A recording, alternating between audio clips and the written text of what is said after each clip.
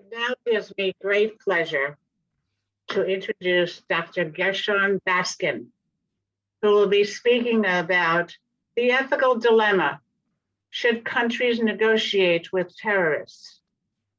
Dr. Baskin, Gershorn, if you will be speaking to us from Israel via Zoom, and he's the initiator and the person responsible for the secret, discreet back channel between Israel and the Hamas that successfully negotiated the release of abducted Israeli soldier Gilad Shalit. His book on the secret 2013 negotiations was published in English in 2013 in October. In November 2018, his book, In Pursuit of Peace in Israel and Palestine, was published by Vanderbilt University Press. And in November 2020, the book came out in Arabic in Jordan and will soon be published in Portuguese in Brazil and in Spanish in Mexico.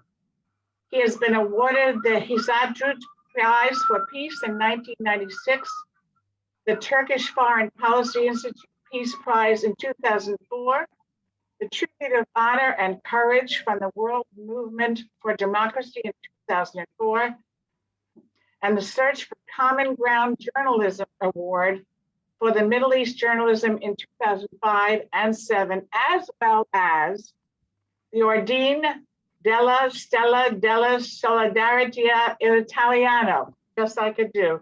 Dr. Baskin speaks Hebrew, English, and Arabic. And he is one of the outstanding originators of peace initiatives in the area. This is based on a deep belief in the qualities of human affinity, human dignity, and selflessness. He is a pluralist and recognized that social behavior is essential to building peace through the participation from the bottom up. He has also graciously agreed to stay afterwards for Q&A. Welcome, Gershon. Thank you so much. Thank you very much, Judy. That was very kind. Good evening from Jerusalem. A few words of background, historic background, before we get into the direct subject of negotiating with terrorists or people who are called terrorists. As all of you, I assume most of you know, that Israel has been in war as the Jewish nation state with the Palestinian people who live in this land that we call the land of Israel and the Palestinians call the land of Palestine. We're talking about the territory between the Jordan River and the Mediterranean Sea. It is a land occupied by two peoples in roughly equal numbers today. About 50% of the people living between the Jordan River and the Mediterranean Sea are Jewish, and about 50% of them are Palestinian Arabs, most of them being Muslims. Israel is a country, because of this ongoing conflict, which has mandatory military service. Most young Israelis who are Jewish are drafted into the army. Israel relates to its army as what it calls a people's army, and believes that in order to sustain Israel as a strong and surviving country, it needs to maintain itself as a people's army where everyone in the country feels that they are part of the army and the army is part of the country. The Gaza Strip is one part of the territories occupied or living in by the Palestinian people. The Gaza Strip is about 360 square kilometers.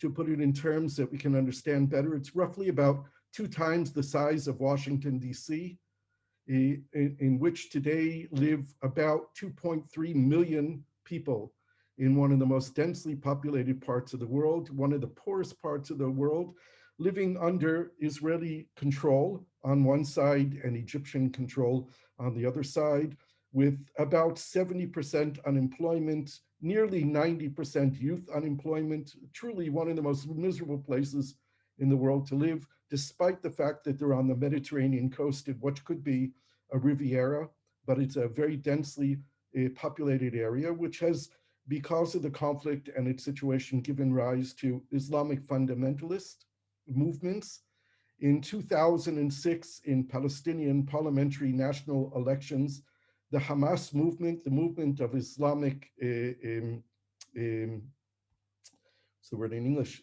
Islamic resistance movement, won those parliamentary elections. And in 2007, the Hamas movement physically and militarily took over the Gaza Strip. In June of 2006, in a military operation led by Hamas against an Israeli military base on the Gaza-Israel border, 8 Palestinian combatants, fighters, terrorists, select the word that you want to use, emerged from a tunnel inside the army base. They shot a rocket-propelled grenade at an Israeli tank early in the morning, about 5 o'clock in the morning. The tank went on fire. The soldiers inside the tank, numbering 3 people, opened the tank. 2 of the soldiers were immediately shot by the Palestinian combatants and killed. A Palestinian combatant went on top of the tank and threw a hand grenade inside, which exploded, and a wounded soldier was pulled out of the tank and dragged off to Gaza. It took about an hour before the Israeli army knew that they were even missing a soldier. And immediately after the soldier was abducted and brought back into Gaza, the Israeli army launched a military mission to try and stop them from taking the soldier outside of the Gaza Strip and to try and capture those who abducted him. The Israeli army bombed the only electric power plant in the Gaza Strip. It bombed other infrastructures such as roads and bridges and water supply stations. After 6 days of this operation, which the Israelis called Summer Rain, I received a phone call from an economist from the Islamic University of Gaza, which is the Hamas University in Gaza. I had met this professor at a conference of the World Bank, which took place in Cairo several months before. We together tried to create a discrete dialogue between Israeli academics and Hamas academics, which didn't go anywhere because the Hamas political leadership put a veto on holding those talks. But nonetheless, 6 days after the Israeli soldier Gilad Shalit was abducted, the professor Mohammed Migdad is his name, called me and said, Gershon, we have to do something. We're being bombed. We have no water. We have no electricity. The situation is bad and it's going to get worse. And I said to him, Mohammed, what can we do? He said, let's try to open up a channel of communication between the two sides. And he drove in his car to the Hamas prime minister's office.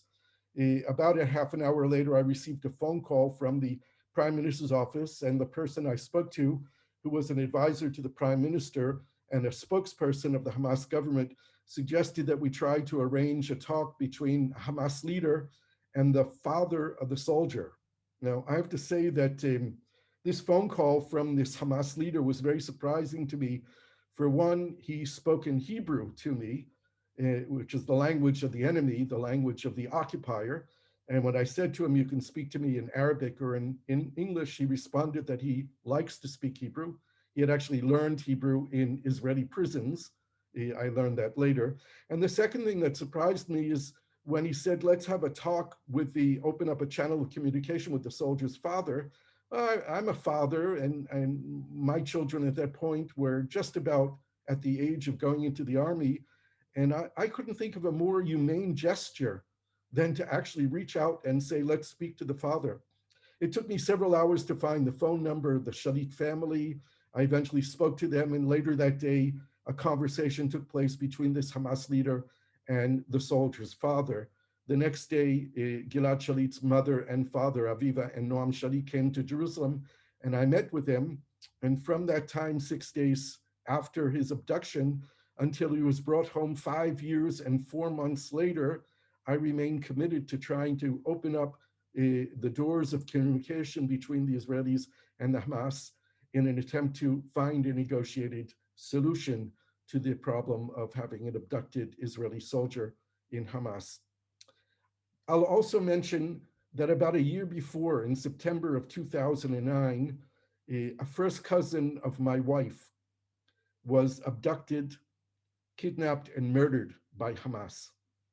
He was a factory owner of a candy factory outside of Jerusalem. He was enticed by one of his family, Palestinian workers, to go to Ramallah in the Palestinian territory to see a factory that he said had been closed down and the machinery was for sale. And he was in fact led into a trap and he was kidnapped and murdered by Hamas. When he disappeared, I had been asked by my wife's extended family to use my contact with Palestinians to see if we could try and find out what happened to my wife's cousin. His name was Sasson Nouriel. I was actually abroad at the time, but I called my Palestinian colleague who I was working with and asked him to go to Ramallah and ask around, and he didn't find out anything. To make a long story short, after about a week, his body was discovered thrown on the side of a road in the West Bank of the Jordan River. I attended his funeral along with my wife and my in-laws, and there were about 1,000 Israelis at his funeral. And I remember standing over his grave, thinking to myself that I couldn't help him. I couldn't help Sasson. He had been in my car just a month before. We had been at a family wedding up north in Israel, and he traveled back to Jerusalem with me in the car, and we spoke about his life. And my wife is from an Iraqi Jewish family, and Sasson spoke Arabic, and he had Palestinian workers, and I remember the talk very vividly.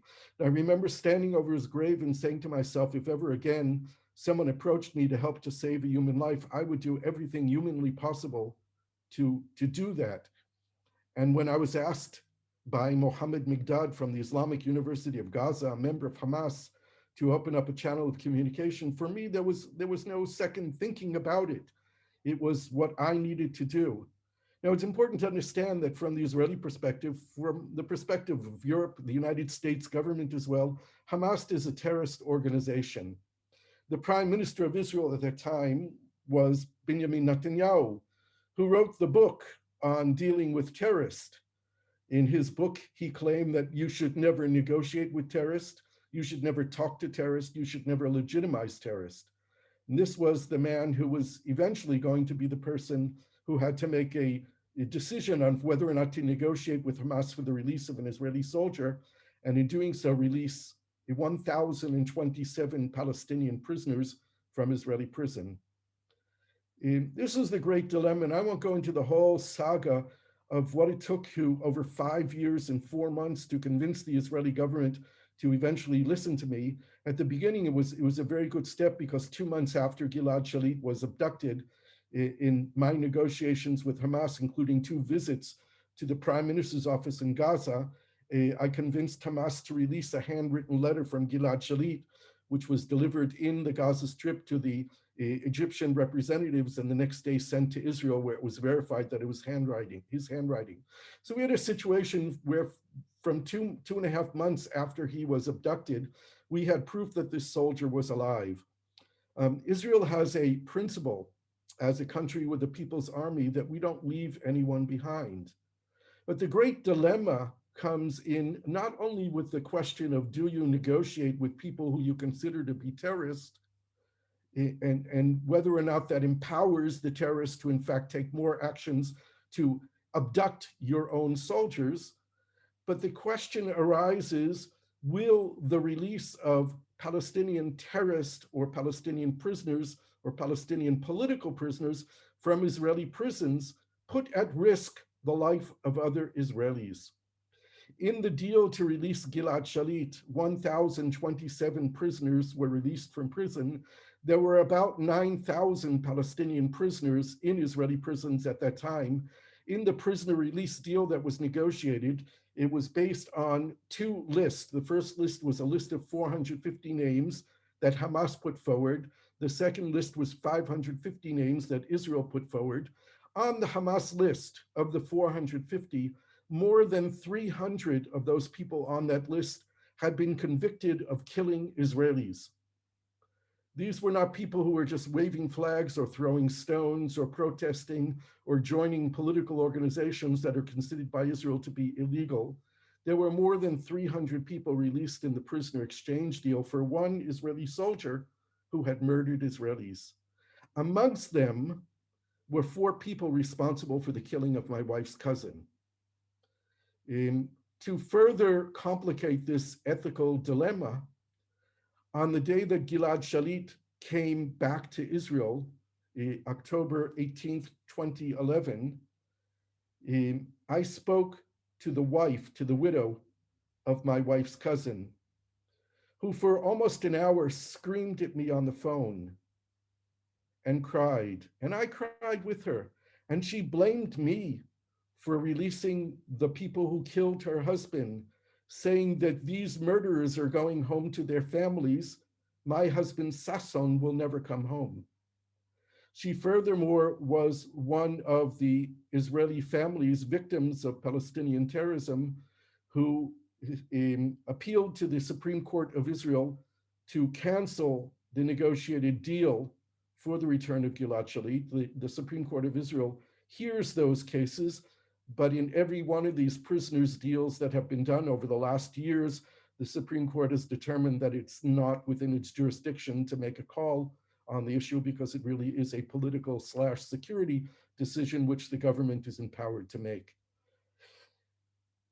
I haven't spoken to Sasson's widow since Gilad Shalit was released. October 18th will be 10 years since he's back home. She refused to speak to me, and I think there was one family occasion where she and her children were out and they avoided me and my wife and would not talk to us. And I completely understand her. She was right. The people who killed her husband are free, and her husband will never come back home. So this is the great dilemma that we have. I want to put it in a current day context as well. In the war between Israel and Gaza in 2014, 2 Israeli soldiers were killed in Gaza and their bodies were confiscated by Hamas. And they're being held by Hamas now for 7 years. In addition to that, 2 Israeli civilians, an Ethiopian Israeli and a Bedouin Arab Israeli, both of them are well known to be mentally ill, crossed the border into Gaza on their own and were captured by Hamas, and they too are being held hostage. The Israeli government knows with 100% validity that the 2 soldiers are dead. There's no question about it. The 2 civilians are presumed by the Israeli government to be alive. For 7 years, we've been trying to negotiate a deal with Hamas for the release of the bodies of the 2 soldiers. The families of the 2 soldiers have been waging public campaigns to bring their bodies back to Israel. I will say parenthetically that if it was my body in Gaza, I would not want the government of Israel to negotiate for my body. For me, it doesn't matter where I'm buried, and I would not want the government to pay any kind of price to bring my body home. But I understand the sensitivity, particularly one of the families is religious, and to have a grave in Israel that they can visit is very important to them. This is a great issue of sensitivity and falls into the category in the Israeli discourse of bringing the boys home, of not letting any soldier, dead or alive, remain behind enemy lines. For me, it's much more important to bring the civilians home, assuming that they are alive. They unfortunately have very little or a low level of collateral within Israeli society. They're not Gilad Shalit, the white European soldier from a family, which was also a family that lost one of its sons in the Yom Kippur War in 1973, someone from the elite part of Israeli society who had a lot of public collateral, and there was a huge national campaign for more than 5 years to bring Gilad Shalit home. There is almost no campaign to bring an Ethiopian Israeli and a Bedouin Muslim Israeli citizen home, both who crossed into Gaza on their own. They were not soldiers sent to battle, and they are being negotiated for. Hamas is demanding that Israel release 1,000 prisoners in exchange for the 2 bodies and the 2 civilians. And amongst them, they're demanding that Israel release killers of Israelis from prison. Israel initially for years now has said we would exchange bodies for bodies, and this is really horrendous to think about, but Israel is actually holding the bodies of Palestinian militants as bargaining chips in an exchange deal with Hamas. And at this time, there were about 6,000 Palestinians in Israeli prisons, about 400 of them who have murdered Israeli civilians. Um, Israel refuses to release any murderers of Israelis in an exchange deal with Hamas for the bodies of 2 soldiers and 2 civilians. Israel is willing to release several hundred prisoners, mostly minors under the age of 18 and women prisoners, or those prisoners who are serving short sentences for light offenses. But this does not meet the demands of Hamas. And once again, we have an ethical dilemma. What should a country do to negotiate to bring home civilians in an enemy territory and the bodies of its soldiers? I have my own opinion here, but I thought it would be more interesting to open this up for a discussion about the whole issue. The United States has negotiated with North Korea and has negotiated with other countries to bring American civilians home. To the best of my knowledge, the United States has never agreed to release people that they consider terrorists from prisoners in exchange for exchange deals that have been made with foreign countries. This is a big dilemma. And of course, to put it into a wider context, from the Palestinian point of view, its fighters, who Israel considers terrorists, are freedom fighters who are fighting for liberation and fighting against the Israeli occupation and the Israeli control. And in a wider political context, we can remember that political leaders in Israel, such as former Prime Minister Menachem Begin and Yitzhak Shamir, another prime minister in Israel, were considered by the British during the Mandate time as being terrorists. And they were responsible for the killing of both British soldiers and Arab civilians. And they later became the leaders of the Jewish state. As we know, the saying that one man's terrorist is another man's freedom fighter, or one person's terrorist is another person's freedom fighter. We are dealing here with people who are serving prison sentences for not killing soldiers, but for killing civilians. From my point of view, the definition of a terrorist would be someone who uses violence against civilians or non-combatants for political purposes. I don't believe that Palestinian combatants who attack and kill Israeli soldiers are terrorists. They could be guerrillas, they could be combatants, they could be lots of other terms, but in my book, a terrorist is someone who kills civilians, non-combatants, for political purposes. This is part of the broader question of how do we relate to this whole issue of the reality of the situation that we were in, both with regard to Gilad Shalit, an Israeli soldier who was being held captive, and today the bodies of soldiers and civilians who are being held captive. In addition to some 6,000 Palestinians who are in Israeli prisons today. And of course, the goal of the Palestinian Liberation Movement is to free all of their prisoners / heroes from the occupiers' prisons. So I'll stop here and really open it up for input, discussion, dilemmas. How do we deal with this?